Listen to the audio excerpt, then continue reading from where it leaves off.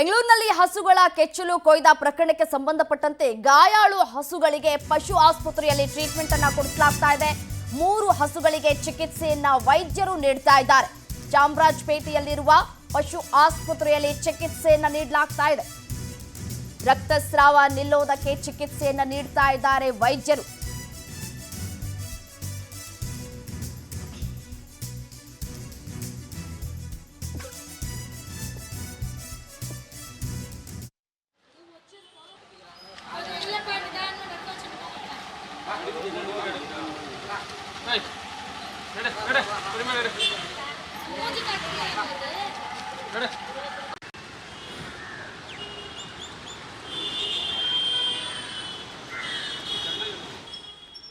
ದೃಶ್ಯದಲ್ಲೂ ಕೂಡ ಗಮನಿಸ್ತಾ ಇದ್ದೀರಿ. ಪಾಪ ಮೂಕ ಪ್ರಾಣಿಗಳ ರೋದನೆ ಹೇಳತ್ತಿರೋದು. ಪಾಪ ಅವಕ್ಕೆ ಎಷ್ಟು ನೋವಾಗ್ತಾ ಇದೆ ಅನ್ನೋದು ನಿಜಕ್ಕೂ ಮೂಕ ಪ್ರಾಣಿಗಳಿಗೆ ಗೊತ್ತಿರುತ್ತೆ. ಬಾಯ್ಬಿಟ್ಟು ಮಾತಾಡೋದಕ್ಕೆ ಸಾಧ್ಯ ಆಗೋದಿಲ್ಲ. ಎಷ್ಟು ನೋವಾಗ್ತಾ ಇದೆ ಅನ್ನೋದನ್ನ ಹೇಳ್ಕೊಡೋಕ್ಕೂ ಕೂಡ ಸಾಧ್ಯ ಆಗೋದಿಲ್ಲ. ಸದ್ಯಕ್ಕೆ ವೈದ್ಯರು ಚಿಕಿತ್ಸೆಯನ್ನು ಕೂಡ ಕೊಡ್ತಾ ಇದ್ದಾರೆ. 3 ಹಸುಗಳಿಗೆ ಚಾಮರಾಜಪೇಟೆಯ ಪಶು ಆಸ್ಪತ್ರೆಯಲ್ಲಿ ಚಿಕಿತ್ಸೆಯನ್ನು ಮುಂದುವರಿಸಲಾಗ್ತಾ ಇರುವಂಥದ್ದು. ರಕ್ತಸ್ರಾವ ಕಡಿಮೆ ಆಗುವಂತಹ ನಿಟ್ಟಿನಲ್ಲಿ ಟ್ರೀಟ್ಮೆಂಟ್ ಅನ್ನು ಮುಂದುವರಿಸಲಾಗಿದೆ. ಮತ್ತಷ್ಟು ಡೀಟೇಲ್ಸ್ ನೀಡ್ತಾ ಹೋಗ್ತಾರೆ ನನ್ನ ಕಲೀಗ್ ಸುಷ್ಮಿತಾ.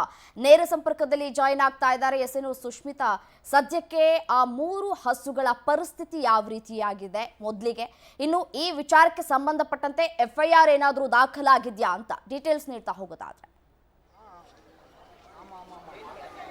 ಎಸ್ ರಮ್ಯಾ, ಇನ್ನು 2 ದಿನದಲ್ಲಿ ಸಂಕ್ರಾಂತಿ ಹಬ್ಬ ಇದೆ. ಸಂಕ್ರಾಂತಿ ಹಬ್ಬ ಅಂತ ಹೇಳಿದ್ರೆ ಗೋವುಗಳ ಹಬ್ಬ ಅಂತಲೂ ಹೇಳ್ತೀವಿ. ಆದರೆ ಈ ಒಂದು ಸಂದರ್ಭದಲ್ಲಿ ಹಸುವಿನ ಅಂದರೆ 3 ಹಸುಗಳ ಕೆಚ್ಚಲನ್ನು ಕತ್ತರಿಸಿರುವಂತಹ ಘಟನೆ ಚಾಮರಾಜಪೇಟೆಯಲ್ಲಿ ನಡೆದಿದೆ. ಸದ್ಯ ನಾನು ಇವಾಗ ಆ ಒಂದು ಸ್ಥಳದಲ್ಲಿದ್ದೀನಿ. ನೀವು ನೋಡ್ತಾ ಇರ್ಬೋದು, ಸ್ಥಳದಲ್ಲಿ ಕೊಂಚ ಬಿಗುವಿನ ವಾತಾವರಣನೇ ಇದೆ. ಯಾಕಂತ ಹೇಳಿದ್ರೆ ಗೋಮಾತೆ ಅಂತ ಹೇಳಿದ್ರೆ ಪ್ರತಿಯೊಬ್ಬ ಭಾರತೀಯರು ಕೂಡ ಪೂಜಿಸುವಂತಹ ಒಂದು ದೇವರು ಅಂತ, ದೇವರ ಸಮಾನದಲ್ಲಿ ಇಟ್ಟಿರುವಂತಹ ಒಂದು ಪಶು. ಆದರೆ ಇವತ್ತು ಆ ಒಂದು ಪಶುವಿನ ಕೆಚ್ಚಲಿಗೆ ಕಿಡಿಗೇಡಿಗಳು ಕತ್ತರಿಸಿ ಒಂದು ಅಮಾನವೀಯ ಕೃತ್ಯವನ್ನು ಮೆರೆದಿರುವಂಥದ್ದು. ಹೀಗಾಗಿ ಈ ಒಂದು ಘಟನೆ ಇಡೀ ಸಾರ್ವಜನಿಕರಲ್ಲಿ ಒಂದು ರೀತಿಯಲ್ಲಿ ಭುಗಿಲೇಳು ರೀತಿಯಲ್ಲಿ ಮಾಡಿದೆ. ಯಾಕಂತ ಹೇಳಿದ್ರೆ ಇವತ್ತು ಪಶುಗಳಿಗೆ ಮಾಡಿದ್ದಾರೆ, ನಾಳೆ ನಮಗೆ ಮಾಡ್ತಾರೆ. ಇಲ್ಲಿ ಪಶುಗಳ ಜೀವಕ್ಕೆ ಬೆಲೆ ಇಲ್ಲ ಅಂತ ಹೇಳಿದ್ರೆ ನಮ್ಮ ಜೀವಕ್ಕೂ ಕೂಡ ಬೆಲೆ ಇಲ್ಲ. ಅದರಲ್ಲೂ ಕೂಡ ನಾವು ಒಂದು ದೇವರ ಸ್ಥಾನದಲ್ಲಿ ಇಟ್ಟಿರುವಂತಹ ಒಂದು ಹಸು ಅದು, ಆದರೂ ಕೂಡ ಅದಕ್ಕೆ ಈ ರೀತಿ ಮಾಡಿದ್ದಾರೆ. ಅದ್ರ ಜೊತೆಗೆ ಅದು ಒಂದು ಮೂಕ ಪ್ರಾಣಿ, ತನ್ನಲ್ಲಾಗುವಂತಹ ಯಾವುದೇ ಒಂದು ವೇದನೆಯನ್ನು ಅದು ಹೇಳ್ಕೊಳ್ಳಲ್ಲ ಅಂತ ಹೇಳಿ ಇವತ್ತು ಮಧ್ಯರಾತ್ರಿ ಸುಮಾರಿಗೆ 3 ಗಂಟೆ ಸುಮಾರಿಗೆ ಈ ಒಂದು ಘಟನೆ ಸಂಭವಿಸಿರುವಂಥದ್ದು. ಹಾಗೆ ಇಲ್ಲಿ ಏನು ಹಸುವಿನ ಮಾಲೀಕರಿಗೆ ಆ ಒಂದು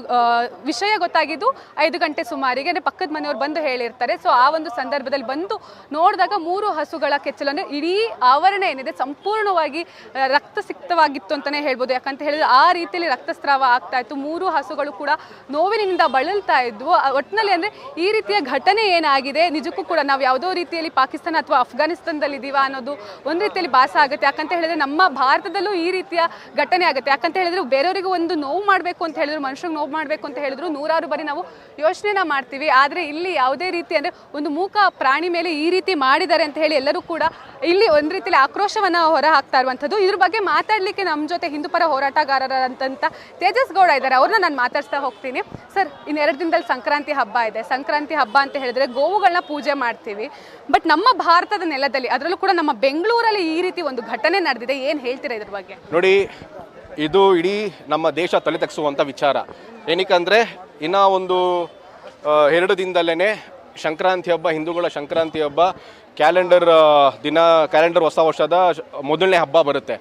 ಹಾಗಾಗಿ ಇವತ್ತು ನಾವು ಗೋಗಳನ್ನ ಮೆರೆಸಿ, ಗೋಗಳನ್ನ ಕಿಚಾಯಿಸಿ ನಾವು ಗೋಪೂಜೆ ಮಾಡುವಂಥ ಸಂದರ್ಭದಲ್ಲಿ ಇವತ್ತು ಈ ಥರ ಏನು ಮಾಡಿದಾರಲ್ಲ, ಹಾಲು ಕೊಡುವಂಥ ಕೆಚ್ಚಲನ್ನ ಕುಯ್ದು ಮತ್ತು ಆ ತೊಟ್ಟನ್ನ ಕತ್ತರಿಸಿದ್ದಾರೆ. ಆ ತೊಟ್ಟು ಒಂದು ನಾಯಿ ತೊಗೊಂಡೋಗಿದೆ ಅಂತ ಮಾಲೀಕರು ಹೇಳ್ತಿದ್ದಾರೆ.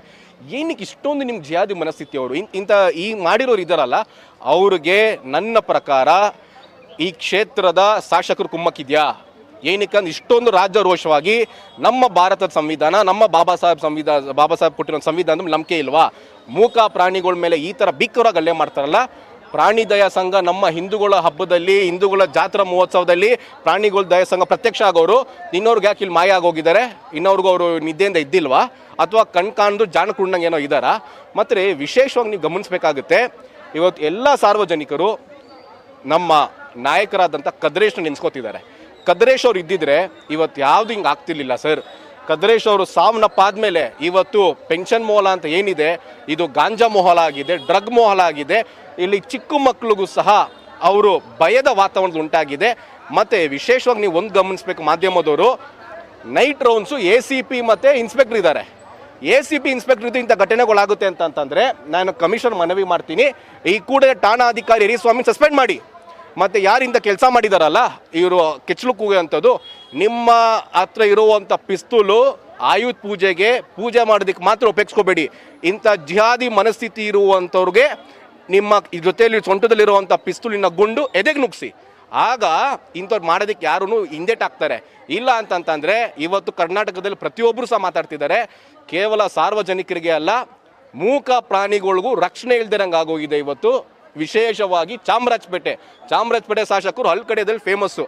ಅವ್ರು ಹಾಲು ಕುಡಿತಾರೆ ಇರೋದಂಗೆ ಗೊತ್ತಿಲ್ಲ. ಅವ್ರು ಹಾಲು ಕುಡಿಯಂಗಿದ್ದಿದ್ರೆ ಇಷ್ಟೊಂದು ಬರ್ತಿದ್ರು, ತಾಯಿ ಗೋಮಾತೆ ಹಾಲು ಕುಡಿಯಂಗಿದ್ದಿದ್ರೆ.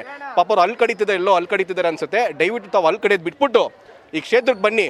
ಕ್ಷೇತ್ರದ ಜನ ನಿಮ್ಮನ್ನ ಆಯ್ಕೆ ಮಾಡಿದ್ದಾರೆ. ಆಯ್ಕೆ ಮಾಡಿದ ತಕ್ಷಣ ನಿಮ್ಮನ್ನ ಕೇವಲ ಇಷ್ಟು ಓಟಿಂದ ಗೆದ್ದಿದ್ದೀನಿ ನನ್ನ ದೇಶ ಅಂತ ಅನ್ಬೇಡಿ. ಎಷ್ಟು ಓಟಿಂದ ಗೆದ್ದಿದ್ದೀರಾ ಅಷ್ಟು ಆ ಜನರ ಸುರಕ್ಷತೆಗೆ ನೀವು ಬೆಲೆ ಕೊಡಬೇಕು, ಆ ಸುರಕ್ಷತೆ ಬಗ್ಗೆ ಮಾತಾಡಬೇಕು. ಈ ಕೂಡಲೇ ನೀವು ಸ್ಥಳಕ್ಕೆ ಧಾಮಿಸಿ ಯಾರು ಜಿಹಾದಿ ಮನಸ್ಥಿತಿರೋ ಅವ್ರನ್ನ ಕೂಡಲೇ ಬಂಧಿಸಬೇಕು. ಇಲ್ಲ ಅಂದರೆ ಮುಂದಿನ ದಿನಗಳಲ್ಲಿ ಎಲ್ಲ ಹಿಂದೂಪರ ಸಂಘಟನೆ, ಇನ್ನು ಸ್ವಲ್ಪ ಹೊತ್ತರಲ್ಲೇ ಪ್ರಮೋದ್ ಮುತಾಲಿಕ್ ಜಿ ಅವರು ಕೂಡ ಬರ್ತಾ ಇದ್ದಾರೆ, ಎಲ್ಲ ಹಿಂದೂಪರ ನಾಯಕರು ಬರ್ತಿದ್ದಾರೆ, ನಾವು ಹೋರಾಟ ಮಾಡ್ತೀರಿ. ಓಕೆ ಸರ್, ನೀವು ಕೂಡ ಹೇಳಿದ್ರೆ ಇಲ್ಲಿ ಅಂದ್ರೆ ಏನು ಗಾಂಜಾ ಸಪ್ಲೈ ಆಗಿರ್ಬೋದು, ಡ್ರಗ್ಸ್ ಸಪ್ಲೈಗಳು ಆಗ್ತಿದೆ ಅಂತ ಹೇಳಿ, ಹಾಗೆ ನೆನ್ನೆನೂ ಕೂಡ ಒಂದು ಸ್ವಿಗ್ಗಿ ಹಲ್ಲೆ ಆಯ್ತು ಅಂತ ಮಾಹಿತಿಗಾಗಿ